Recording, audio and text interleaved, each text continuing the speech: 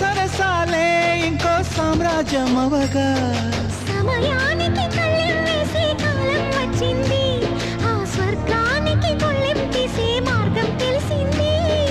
కామునికే మైకం కమ్మే యాగం జరిగింది, గోపాలునికే పాఠం చెప్పే యోగం దక్కింది.